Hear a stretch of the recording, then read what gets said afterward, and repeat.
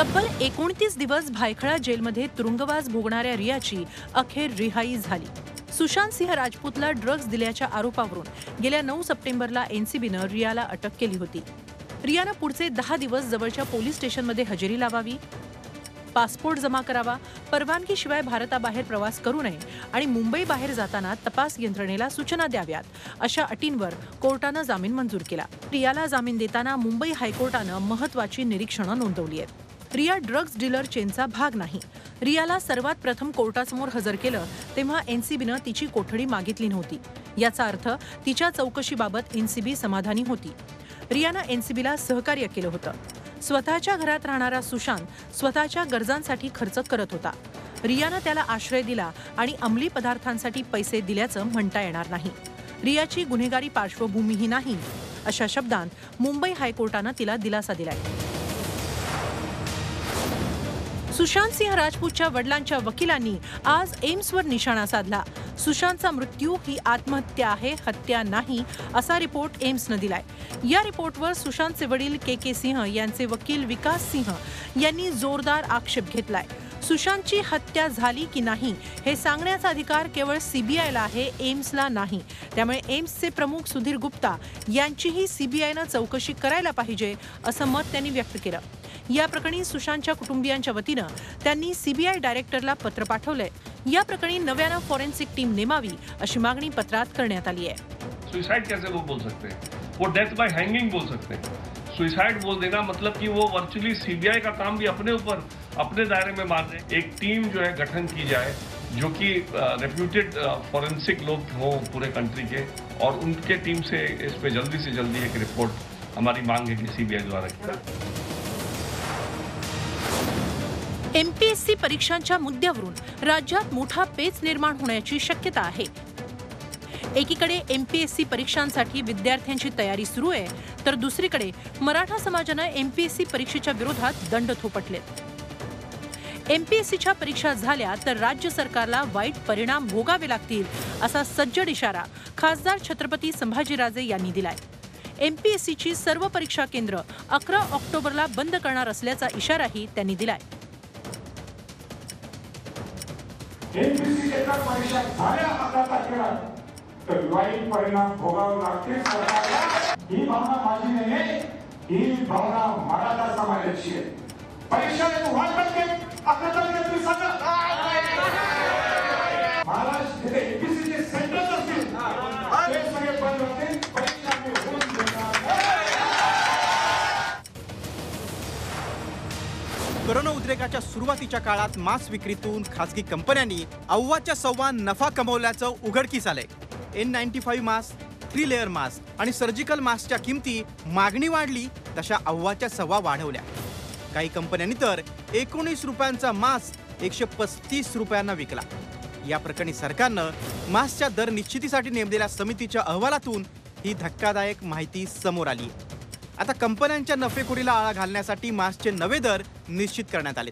त्यानुसार N95 मास्कची किंमत 135 वरून 19 रुपये, ट्रिपल लेअर मास्कची किंमत 16 रुपयांवरून 4 रुपये, तर 2 लेअर मास्कचे दर 10 रुपयांवरून 4 रुपयांपर्यंत खाली आणण्याची शिफारस करण्यात आली आहे। कोरोना संकटाला 7 महिने उलटल्यानंतर सरकारला मास्कच्या किमती निश्चित करण्याचं सुचलंय। उशिरा का होईना सरकारनं जाहीर केलेल्या या किमतीत मास्क मिळतील ही अपेक्षा।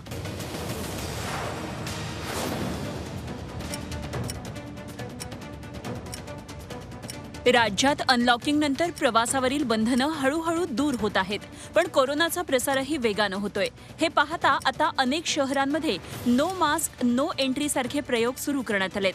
चंद्रपूर शहर वाहतूक नियंत्रण विभागानं नो मास्क नो सवारी हे अभियान राबवण्याचं ठरवलं आहे। या अंतर्गत मास्क न घातलेल्या प्रवाशाला वाहनात प्रवेश न देण्याचे निर्देश रिक्षा टॅक्सी चालकांना देण्यात आलेत। याचं पालन केलं नाही तर दंडात्मक कारवाई केली जाईल। तर दुसरीकडे नो मास्क नो एंट्री असं सांगत कल्याण डोंबिवलीमध्ये कोकण विभाग रिक्षा महासंघानंही पुढाकार घेतलाय। प्रवासी आणि रिक्षाचालक दोघांनाही मास्क बंधनकारक असेल तेव्हा सर्वांनी या नियमाचं पालन करण्याचं आवाहन संघटनेनं केलंय।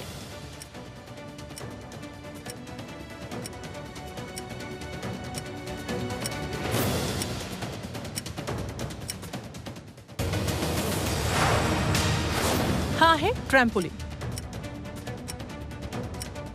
हा आहे टम्बलिंग गेम. महाराष्ट्रातील बहुतांश लोकांना हे खेळ माहितीही नसतील, पण महाराष्ट्रात या खेळांचे तब्बल 259 चॅम्पियन्स आहेत. सरकारी आकडेवारीच हे सांगतेय. ट्रॅम्पोलिन आणि टम्बलिंगचे राज्यस्तरीय खेळाडू म्हणून 259 जणांनी बनावट सर्टिफिकेट्स मिळवल्याचा धक्कादायक प्रकार औरंगाबादच्या क्रीडा उपसंचालकांनी उघडकीस आणलाय. यातल्या 32 जणांनी सरकारी नोकरीही लाटलीय. औरंगाबादच्या क्रीडा उपसंचालकांनी त्यांच्यावर कारवाई सुरू केली असून त्यांच्यावर गुन्हे दाखल केले जाणार आहेत. नागपूर पोलिसांनीही बोगस क्रीडा प्रमाणपत्राच्या आधारे PSI झालेल्या संजय सावंत आणि सांगलीचा शिक्षणाधिकारी असलेला रवींद्र सावंत या दोघा भावांना अटक केली आहे. सरकारी नोकऱ्यांमध्ये खेळाडूंसाठी 5% राखीव जागा असतात. बोगस प्रमाणपत्रांच्या आधारे किती जणांनी सरकारी नोकऱ्या हडपल्यात याची संपूर्ण माहिती बाहेर येणं गरजेचं आहे. अंतिम वर्षाच्या परीक्षा सुरू असताना विद्यापीठांचं सर्व्हर क्रॅश झालं. त्यामुळे मुंबई विद्यापीठासह राज्यातल्या अनेक विद्यापीठांवर परीक्षा पुढे ढकलण्याची नामुष्की ओढावली.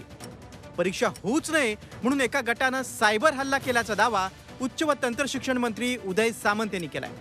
संभाव्य परिस्थितीला तोंड देण्यासाठी विद्यापीठांनी तयारी केली नसल्याची कबुलीही सामंत यांनी दिली. शिवाय काही विद्यापीठांनी परीक्षांची कामं बेकायदेशीरपणे दिल्याच्या तक्रारी आहेत. त्यांची चौकशी केली जाणार असल्याचंही सामंत यांनी सांगितलंय.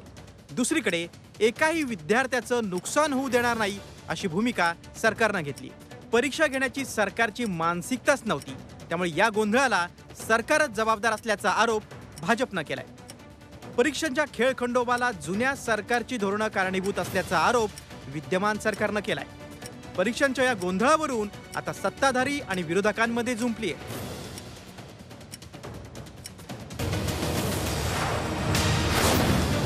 बिहारमध्ये गुप्तेश्वर पांडे आणि शिवसेनेत सामना रंगणार आहे. बिहार निवडणुकीत शिवसेना 50 उमेदवार रिंगणात उतरवणार आहे. सुशांत सिंग राजपूत प्रकरणात झालेल्या बदनामीनंतर शिवसेना वचपा घेण्यासाठी सज्ज असल्याचं शिवसेना खासदार अनिल देसाईंनी म्हटलंय. 2015 मध्ये शिवसेनेनं 80 जागा लढवत 2 लाखांपेक्षा जास्त मतं घेतली होती.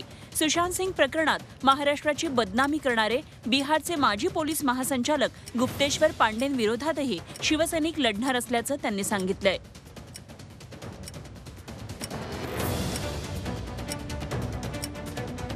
बिहारची निवडणूक होऊ घातली आणि शिवसेना पक्षप्रमुख आणि शिवसेना आमचे मुख्यमंत्री उद्धवजी ठाकरे यांच्या आदेशाने आम्ही निवडणूक बिहारसाठी सज्ज झालेलो आहोत. बिहारचे जे शिवसैनिक आहेत त्यांनी खूप मेहनत दरवर्षी ते घेत असतात आणि त्यांचा एक आदर म्हणून त्या निवडणुका आम्ही लढवत आहोत. नागपूर जिल्ह्यातील हिंगणा तालुक्यातील सुकडी गावात एका तरुणाची हत्या करण्यात आली. ॲक्टिवा दुचाकीला बांधून त्याचा मृतदेह शेतातील विहिरीत फेकल्याचा धक्कादायक प्रकार समोर आलाय. बंटी चिडाम असं या मयत तरुणाचं नाव आहे.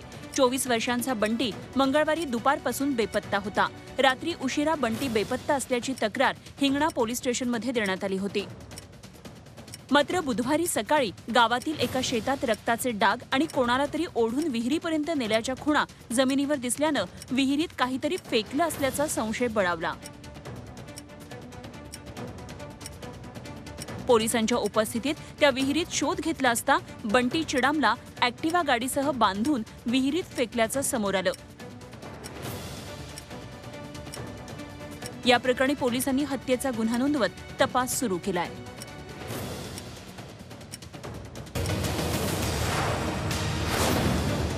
धुळे जिल्ह्यात ऑगस्ट आणि सप्टेंबर या 2 महिन्यांमध्ये झालेल्या अतिवृष्टीमुळे 20,000 हेक्टर खरीप पिकांचं नुकसान झालेलं आहे. अद्यापही पंचनामे सुरू असल्याची माहिती कृषी विभागानं दिली आहे. अतिपावसामुळे मूग पिकाला सर्वाधिक फटका बसलाय. त्याखालोखाल मका, बाजरी या पिकांचंही नुकसान झालंय. काही प्रमाणात कापूस पिकाचीही अतिपावसामुळे हानी झाली. सप्टेंबर महिन्यात अतिवृष्टी झाली, त्याचे पंचनामे अद्याप सुरू आहेत. नुकसानीची माहिती शासन स्तरावर कळवण्यात आल्याचं कृषी विभागानं स्पष्ट केलंय. अतिवृष्टीचा सर्वाधिक फटका हा साक्री तालुक्याला बसलाय. त्याखालोखाल धुळे, शिंदखेडा आणि शिरपूर तालुक्याचा समावेश आहे. सविस्तर पंचनामे करून आपण शासनाला अहवाल सादर केलेला आहे. त्याच्या व्यतिरिक्त सप्टेंबर महिन्यामध्ये सुद्धा पावसाने जिल्ह्यामध्ये नुकसान झालेलं आहे. यामध्ये प्रामुख्याने ज्वारी, बाजरी, मका, पपई आणि काही प्रमाणात कापूस या पिकाचं नुकसान झालेलं आहे. कोरोना लॉकडाऊन काळात अनेक उद्योगधंदे बंद पडले. शहर सोडून बेरोजगार तरुणांचे थवे गावाकडे परतले. अशा परिस्थितीत अमरावतीतील नांदगाव तालुक्यामधील जामठी गावकऱ्यांसाठी अजय ढोकणे हा तरुण सुवर्ण संधी घेऊन आला. मूळचा नागपूरचा उच्च शिक्षित अजयनं जामठी या त्याच्या मामाच्या गावात फक्त शेतीवर आधारित चारा निर्मितीचा उद्योग उभारला. परिसरातले शेतकरी आणि तरुणांना पैसे कमवण्याची त्यानं संधी उपलब्ध करून दिली. चारा निर्मिती व्यवसायासाठी लागणारं कोट्यवधी रुपयांचं भांडवल अजयकडे नव्हतं. त्यामुळे हैदराबादहून त्यानं मशीन भाड्यानं आणल्या. तर चारा पिकवण्यासाठी लागणारी 250 एकर शेती ही भाड्यानं घेतली. केवळ 216 लोकसंख्येच्या या गावातील 50 ते 60 तरुणांच्या हाताला त्यामुळे काम मिळालं. शिवाय मका लागवडीमुळे परिसरातल्या शेतकऱ्यांना आर्थिक फायदा झाला. जनावरांसाठी पौष्टिक असलेला हा चारा वर्षभर टिकतो. त्यामुळे केवळ राज्यातूनच नव्हे तर गुजरात, छत्तीसगड, ओडिसा या राज्यातूनही या चाऱ्याला मागणी असते.